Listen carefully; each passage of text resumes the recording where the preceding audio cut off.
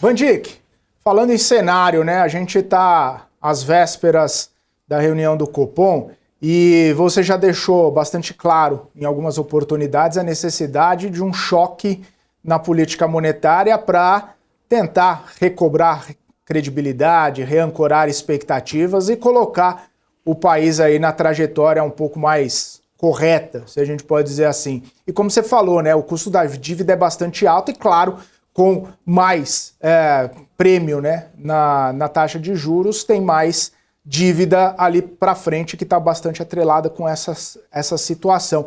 Queria entender um pouco até nessa perspectiva, né?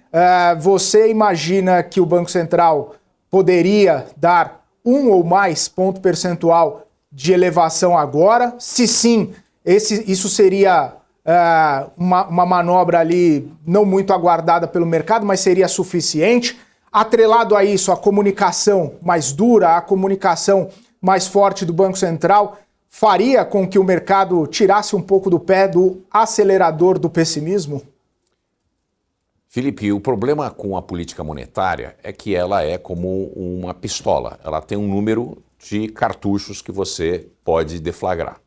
E se você deflagrar todos os cartuchos, você acaba não tendo mais nada para dar tiros, combater o seu inimigo, que é a inflação.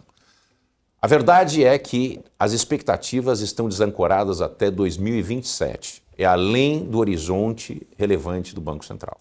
Isso é muito ruim, porque as pessoas se posicionam para combater essa situação.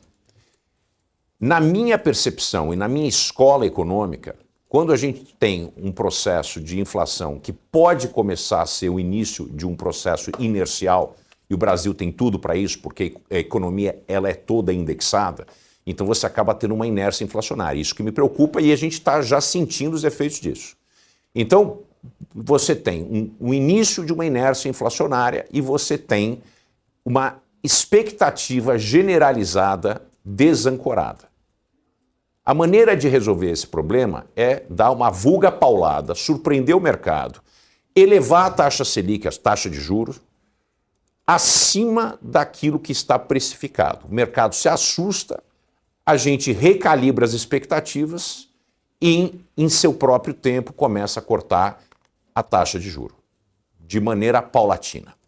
No entanto, como o Banco Central fez um processo muito gradual, perdeu a oportunidade lá no começo do aumento da taxa de juros, principalmente depois da pandemia, onde a gente começou a ter de fato um processo inflacionário muito agressivo, de ter dado uma pancada, muito parecido com o que aconteceu de 98 para 99 no Brasil, né, que a gente teve um aumento brutal da taxa Selic, parecido com o que foi feito pelo Paul Volcker nos Estados Unidos no início da década de 80, surpreendeu o mercado, realinhou, conseguiu recalibrar, as expectativas voltaram a se alinharem com a meta de inflação. A gente não fez isso, a gente fez de uma maneira muito a conta gotas e isso acabou estando sempre precificado pelo mercado. E a gente, conforme vai chegando nesse patamar vai chegar a 12, vai chegar a 13, já tem gente falando em 14, né? A perspectiva é, se você der uma paulada muito grande agora, e eu sou a favor de uma elevação de 1%, mas elevar 1% é um risco. Porque a gente já vai para 2,25. E chegando a 2,25, o que acontece? 12,25 começa a criar um espaço de que cada ponto percentual que eu aumento na Selic, eu crio um gasto adicional em 12 meses para a dívida pública de 50 bilhões. E isso pode explodir na mão do Banco Central e realmente empurrar o Brasil para a dominância fiscal. Você tem um processo inflacionário, ao mesmo tempo com a taxa de juros muito elevada, ela já não tem mais nenhuma condição de parar a inflação, porque a gente já vive essa inércia inflacionária. A gente não está nesse ponto, mas a gente já começa a ver a vizinhança da dominância fiscal chegando perto.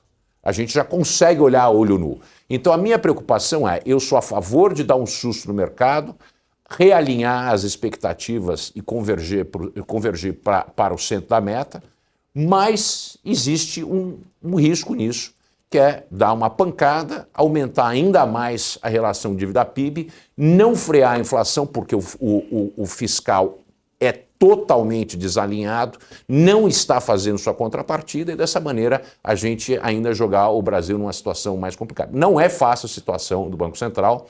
Eu apostaria no 0,75, no entanto, a minha preferência seria de 1%.